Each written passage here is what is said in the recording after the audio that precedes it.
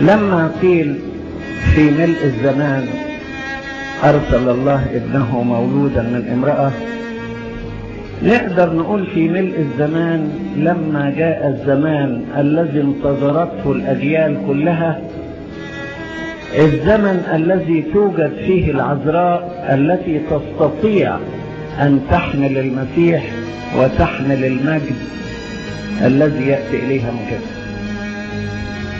فهي الفتاة التي انتظرتها الأجيال كلها. يعني ربنا قعد مدة طويلة يقول امتى تيجي واحدة تصلح أن تكون مستودعا أحل فيه. مين اللي تيجي دي؟ اللي تيجي دي لابد أن تتصف بصفتين على الأقل، وإلا ما تصلحش. الصفة منها الطهر الشديد، علشان اللي يتولد منها ما ياخدش منها حاجة غلط. صحيح الروح القدس قدس مستودعها من الخطية الأصلية، إن اللي ولد منها ما يورث الخطية الأصلية، لكن أيضا من الناحية الفعلية ما يكونش فيها أي غلطة ممكن أن تورث.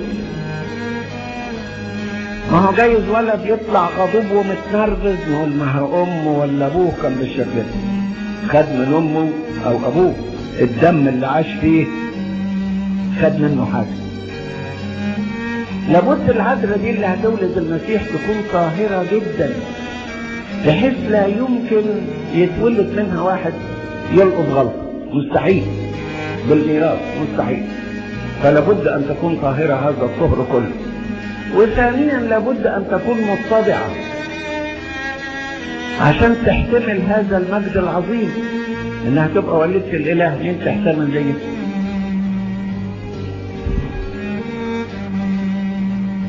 مين تحتمل زيه؟ ده في واحدة ممكن تبتسم كده وتقول أنا أم الدكتور. أهلا أهلا. واحد لو بقى ابنها وزير وتبص للناس تقول لهم أنا أم الوزير. أمال بقى لو أم الرب تبقى إيه دي؟ مش ممكن، ما تحتملش. عايزين واحدة تحتملها، يعني يكون عندها الاتضاع وعندها الطهر، لازم النقطتين دول.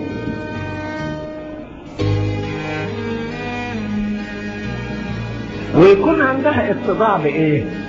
ما هو في واحد متضع لأنه غلبان، يقول لك أنا ما اسواش حاجة، وهو فعلا ما يسواش حاجة، يعني ما جابش حاجة من عنده. لكن الاتضاع الحقيقي إن يبقى الواحد في ملء العظمة ويبان متضع غلبان. أهو ده الاتضاع الحقيقي.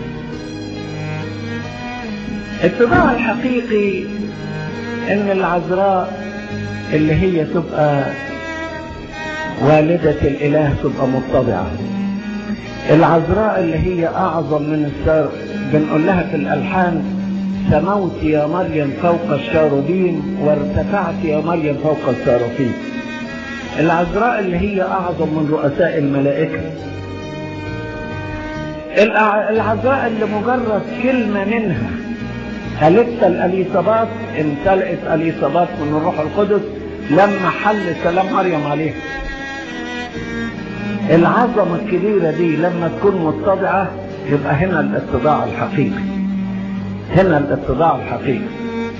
كل ما الإنسان يرتفع قدره جدا ويبقى بسيط ومتضع يبقى هو ده الاتضاع الحقيقي.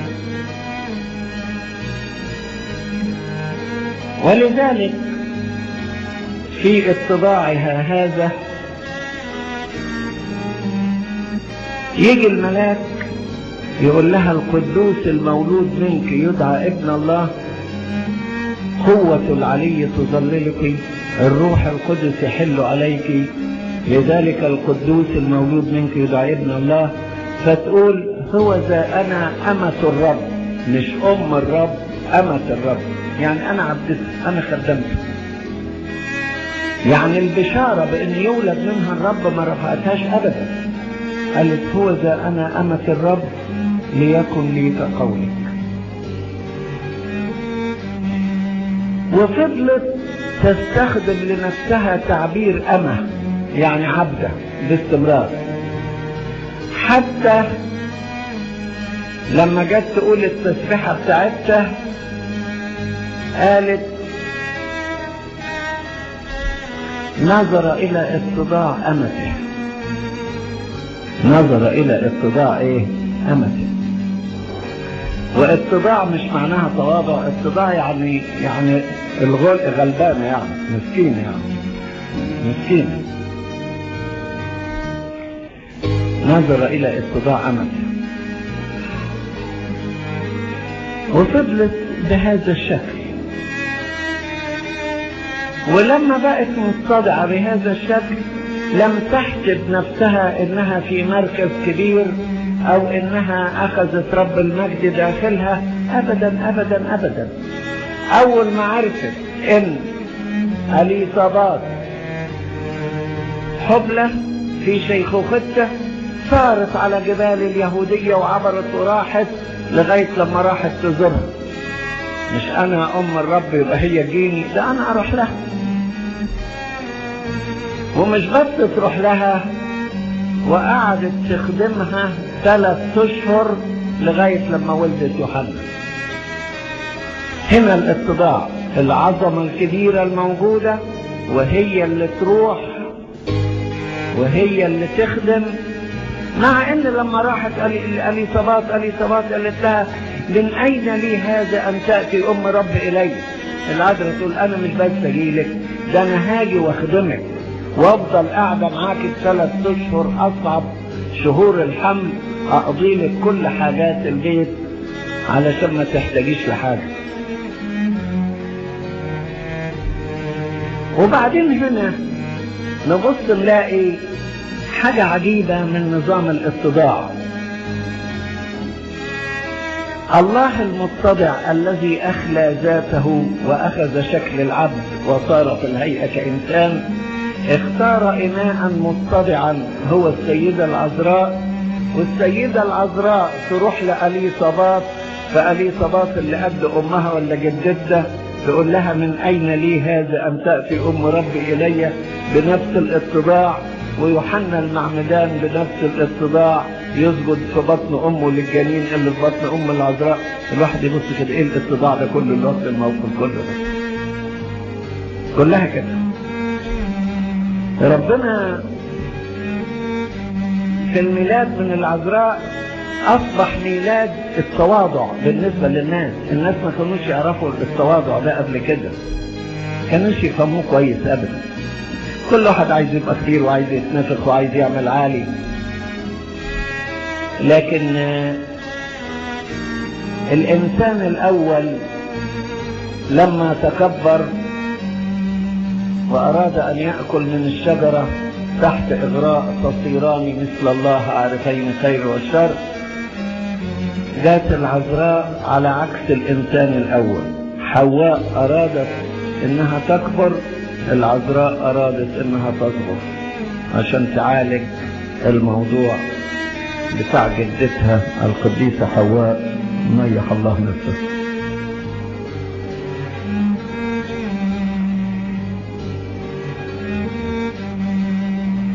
وبعدين بصينا لقينا العذراء دخلت في دور عجيب.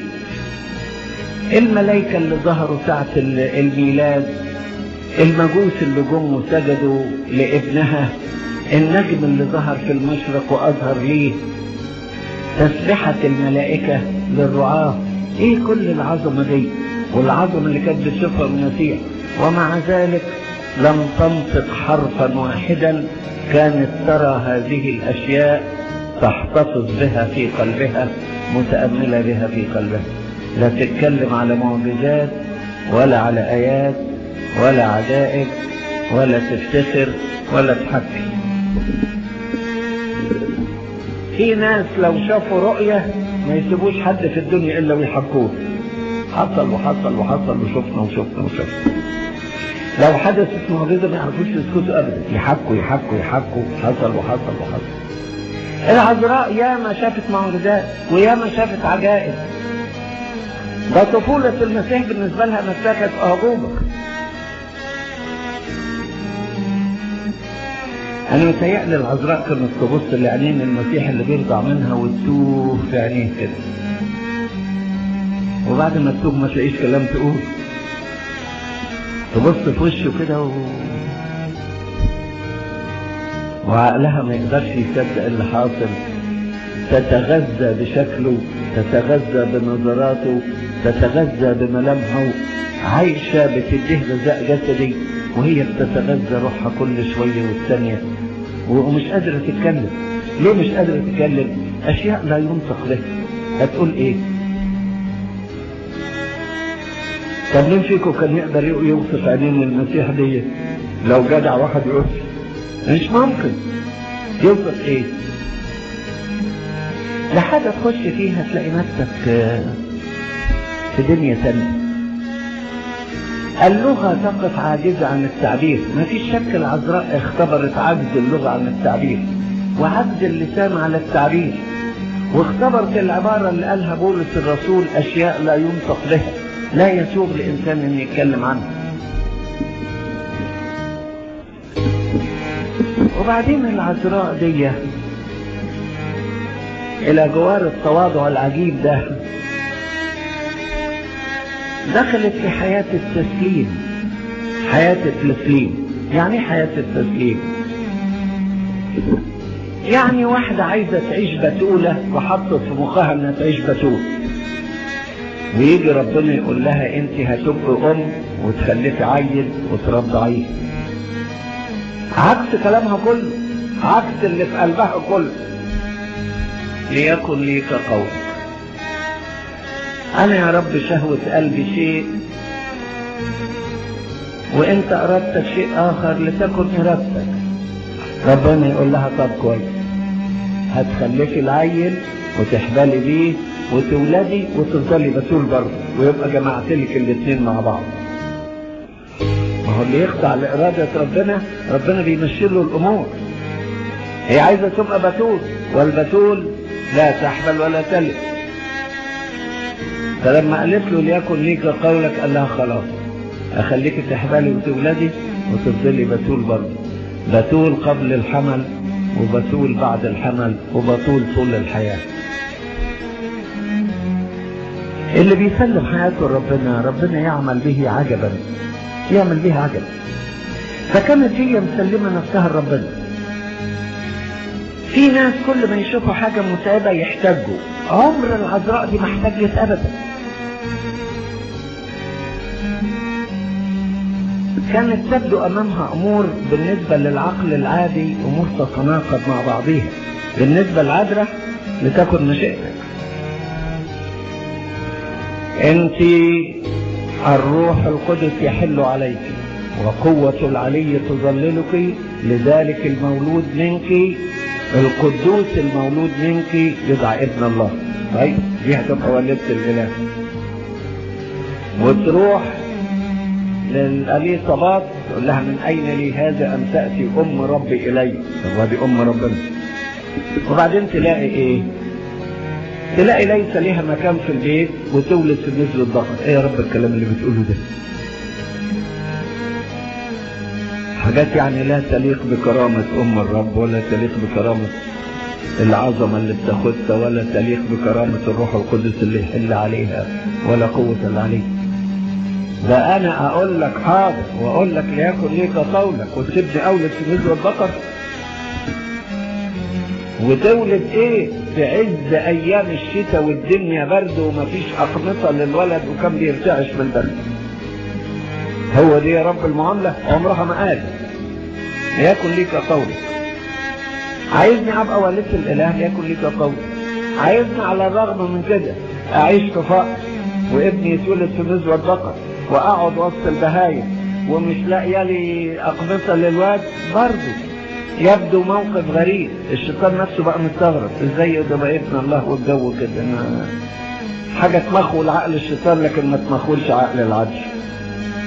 العذراء عندها حياة التسليم. وبعد كده تشوف الطفل الإلهي وتشوف المعجزات وتشوف المجوس وتشوف النجم وتشوف الملائكة وكله. وبعدين هيرودس يقول عايزين نقتل العيال، يجي الملاك يقول اهربوا اهربوا، ده انا معايا ابن الله الوحيد، ده لو حد جاي يقبض عليه تنزل من النار من السماء وتاكله. خليك متضعة وتنزلي وتهربي. هروب الرب ده شيء غريب، الشيطان نفسه كان متمخ، طب يحصل دي ازاي؟ لكن العذراء لم تتكلم. عايزني ابقى الملكة الملك، قامت الملكة عن يمينك ايها الملك ليكن ليك قول، وكملكة تريدني ان اهرب في خوف ليكن ليك قول. حياة التسليم، ولا احتج ولا اتكلم ولا اقول الحكاية دي جت ازاي ولا رحت ازاي. يبدو امر غريب. تروح في مصر وتنطبق عليها الآية التي وردت في أشعياء الصح 19. هو ذا الرب راكب على سحابة عظيمة وقادم إلى مصر، فترتجف أوثان مصر، أوثان أصنام يعني، ويذوب قلب مصر داخلها. تخش حتة فيها معبد فيه أصنام، تروح وقع الأصنام على الأرض، الناس يطردوها يقولوا لنا جبت لنا مشاكل، امشي من هنا، تمشي من البلد دي تروح بلد ثاني، يحصل كده يطردوها. وفضلت مطرودة من مدينة إلى مدينة في أرض مصر. ده شغل والدة الإله، ده شغلك القائمة عن يمين الملك. لا يا رب أنا ما أسألش، ليكن ليك قولك. ربنا أراد أن يبارك كل أراضي مصر، فسمح انها تنتقل من مدينة لمدينة ومن قرية لقرية، عشان كل مدينة تروحها تباركها في السبت، ويباركها الرب بحلوله، وتحدث معجزات جديدة. ومع ذلك في تواضع العذراء كل المعجزات التي حدثت في مصر كانت تحتفظ بها في قلبها، ما قالتش حاجة.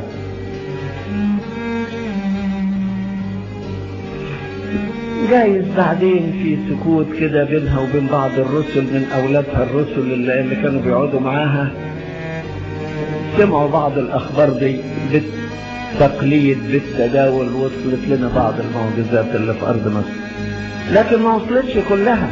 قطعا مئات المعجزات حدثت في أرض مصر، لكن لم تذكر عنها شيئا ولم تحكي، مفيش.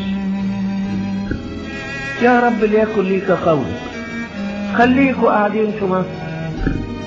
وبعدين يجي الملاك يقول ارجعوا، لأن مات الذين كانوا يطلبون نفس الصبي. ما انت قادر يا رب وهم عايشين تاخدنا وتحمينا منهم، ما نروحش غير لما يموتوا. لا لا لا لا، احنا ما نقولش كده، ليكن ليك قولك، روحوا نروح، ارجعوا ارجعوا. ما نناقش ربنا ابدا، ناخذ موقف الضعف ليكن، واحنا عايزين نعمل كبار. وبعدين يمر 30 سنة عليها وابنها ما فيش حاجة خالص، لا بيوعظ ولا بيعلم ولا بيتكلم ولا له شهرة ولا له منصب ولا موجود في المجتمع اليهودي ولا حد حاسس بيه خالص. ايه يا رب ده؟ لا مفيش ايه يا رب، هي ما قالتش حاجه، ليكن ليك قولي اللي انت عايزه. انا في حياه تسليم، يقعد معايا يعمل معجزات مرحبا به، يقعد معايا مجرد يتعلم النجاره في بيت يوسف النجار، ليكن ليك قولك. وانا مخلفه ابن نجار، ده انا مخلفه ابن الله الوحيد، معلش خليه ابن نجار واسكتي. هي ما كلمتش، ده احنا بس بنفكر بصوت عالي، لكن ما فكرتش ابدا فيه. ولذلك اليهود لما بصوا لما المسيح راح الاماكن اللي ولد فيها والناصرة، قالوا أليس هذا هو ابن النجار؟ أليس هذا هو ايه؟ ابن النجار. كانت تقدر العذراء تقول لا، ده ابن الله الوحيد، ولا اتكلمت ولا فتحت بقها، ابن نجار ابن نجار. يقول له زي ما يقول. ايه العظمه بتاعت العذراء دي؟ ده في واحده لو سمعت كلمه بس على ابنها صوتها يرتفع يوصل للبطرسيه، ما تحتملش. لكن دي أليس هذا هو ابن النجار؟ أليس أمه موجودة عندنا؟ أليس كذا؟ يقولوا زي ما يقول وإحنا ساكتين. عجيبة العذراء دي في حياة التسليم التي عاشتها، حياة التسليم التي عاشتها. وبعدين تبص تلاقي ابنها مضطهد من الكتبة، من الفريسيين، من الصدوقيين، من الناموسيين، من الكهنة، من رؤساء الكهنة، من مجمع السنهدرين، من شيوخ الشعب. ليكن لي كقولك. عايزني ابقى والدة الاله واعيش في الذل والحسرة؟ ليكن لي كقولك. انا في حياة التسليم، انا لا اختار لي خط حياة اسير فيه، حيثما تسيرني اسير وكيفما تصيرني اصير. انا تحت طلبك. مين يقدر يعمل كده؟ ده لو كان واحد بروتستانت كان يقول اطالب بحقوقي كابن لله، زي ما بنقعد من الناس يقول اطالب بحقي، اطالب بحقي في الميراث. حقك ايه يا اخي؟ اطالب بحقي، حقوقي كابن، حقوقي كوريث. لا العذراء قالت حقوقي كابن، ولا قالت حقوقي كوريث، ولا قالت حقوقي كملكة عن يمين الملك، ولا حقوقي كأم الرب، ولا حاجة أبدا. تقعدني في مزود اديني قاعدة، تقول لي اهرب الارض مصر اديني هربانة، ترجعني تاني اديني راجعة، تسكنني في بيتنا بجار فقير اديني ساكنة، تخليني اولد في مزور بقر زي ما انت عايز، تخلي ابني يعيش مجهول 30 سنة ليكن، تخليه يضطهد من الناس دول اللي ما يستاهلوش يحلوا سيور حذائه ليكن. ليكن لي كقولك. انا بعيش في حياة التسليم الكامل. ادي حياة العذراء، حياة التسليم الكامل وحياة الاتضاع الكامل. لم تطالب بحقوق، ولذلك ساعات لما كنت اشوف ستات خواجات يقول لك تطالب المرأة بانها تبقى كاهن قسيس يعني، وتطالب بانها تبقى اسقفة.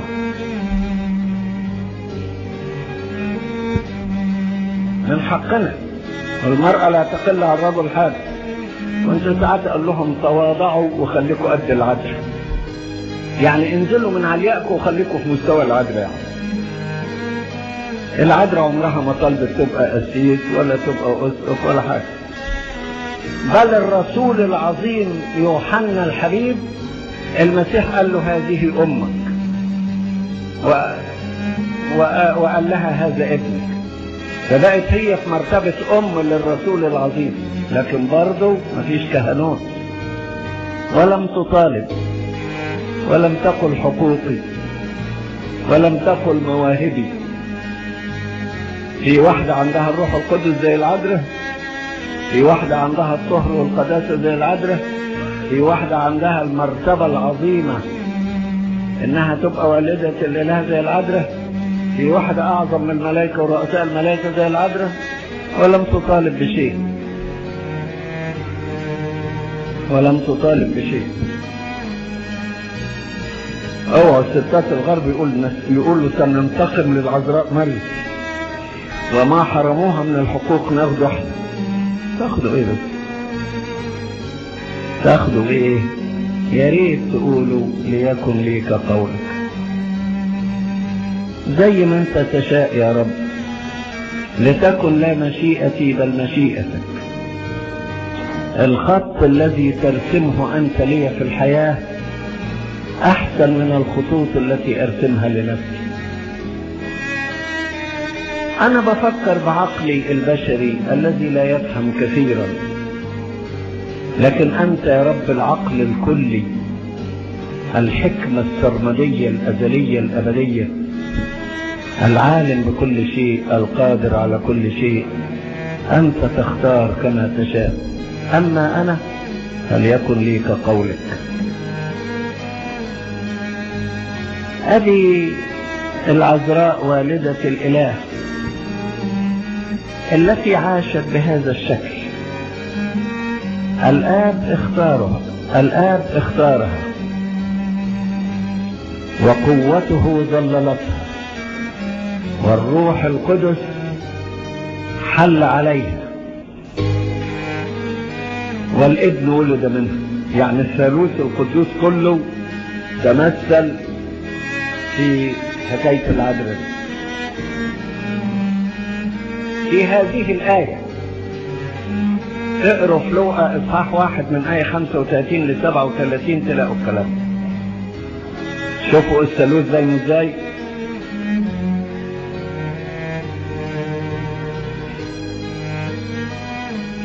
الروح القدس يحل عليك، وقوة العلي اللي هو الآب تظللك، لذلك القدوس المولود منك يدعى ابن الله. ادي الثالوث القدوس.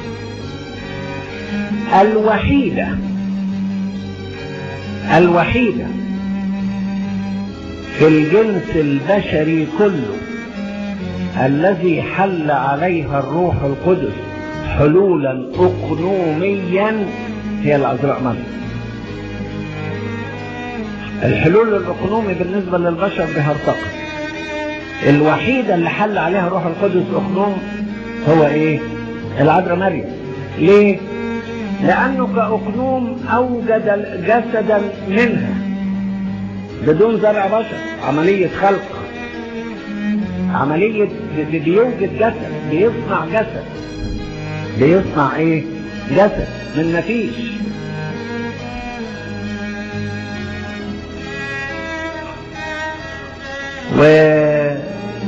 وبيطهر ويقدس هذا المستودع. ده حلول أقنوم، لكن باقي البشر مش بالشكل ده. وعاشت بالروح القدس بتأييد الثالوث القدوس لها. عاشت في فضائل عجيبة،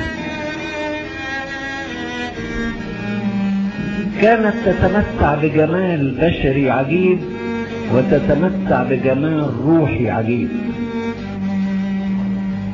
يعني جمال العذراء مش زي جمال اي بنت في الدنيا. جمال اي بنت جايز ملامح جميلة متناسقة، لكن جمال العذراء تبص في وجهها تجد الوداعة، تجد التواضع، تجد الحب، تجد الأمومة، تجد البساطة، تجد العفة، تجد الهدوء، تجد السلام.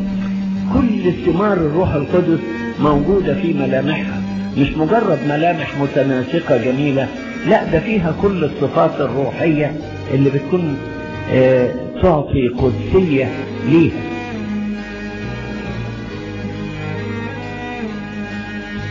دي ساعة ما كانت على الأرض كانت كده، لكن دلوقتي العذراء دخلت في نوع من التجلي يسموه ترانسفيجريشن، تجلي، يعني محاطة بنور عجيب.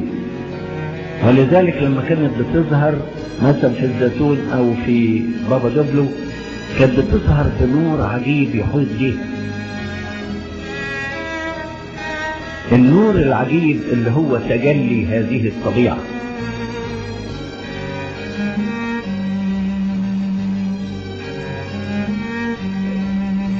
وده مش موجود عند كثيرين. السيد المسيح ظهر بالتجلي على جبل طابور، وظهر معه موسى وإيليا في مجد أقل، لكن العذراء بدأت تأخذ من أمومتها ألفاظ عجيبة. يعني المسيح هو القدوس، يبقى هي أم القدوس. المسيح هو المخلص تبقى هي أم المخلص. المسيح هو النور الحقيقي تبقى هي أم النور. المسيح هو الرب تبقى هي أم الرب. المسيح هو الإله تبقى هي والدة الإله. بتأخذ من أمومتها ألقاب عجيبة جدا.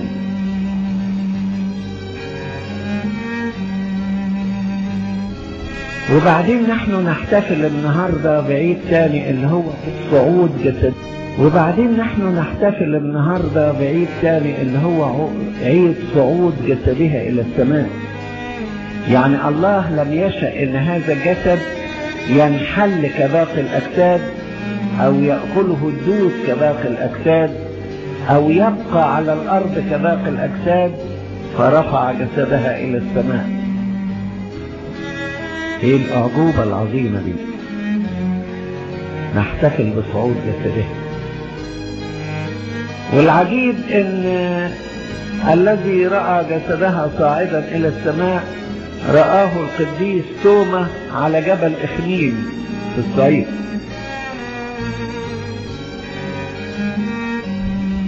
وهو راجع من بلاد الهند.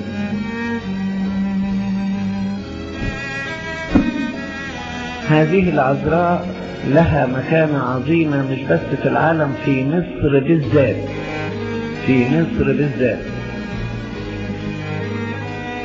لا يوجد مكان زارته العذراء غير أرض مولدها إلا مصر. ده لو بلد أخرى كانت زارتها العذراء في حياتها اللي كانوا قاعدوا يرقصوا بقى ليل ونهار، يرقصوا في الميادين كده،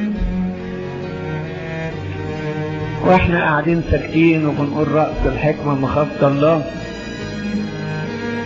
وساكتين.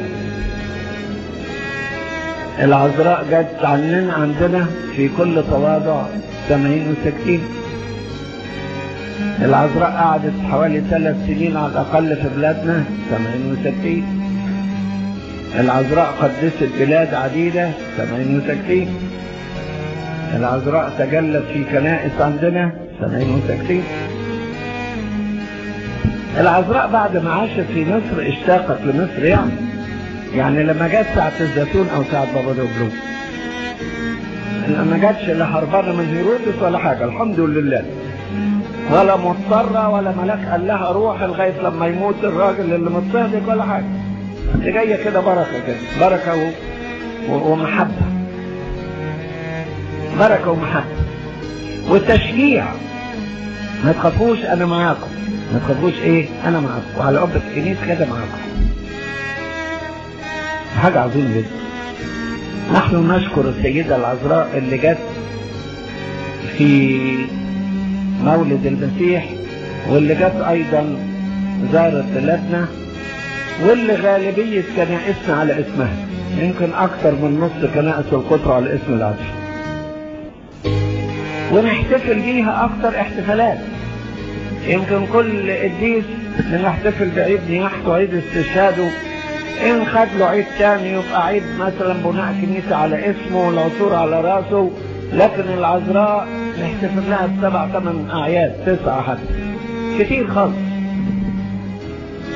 بل نحتفل لها بعيد شهري، كل يوم 21 في الشهر القبطي يبقى احتفال بعيد العذراء، ونقرأ قراءات العذراء. لتكن شفاعة العذراء مع جميعنا، آمين. اتفضلوا.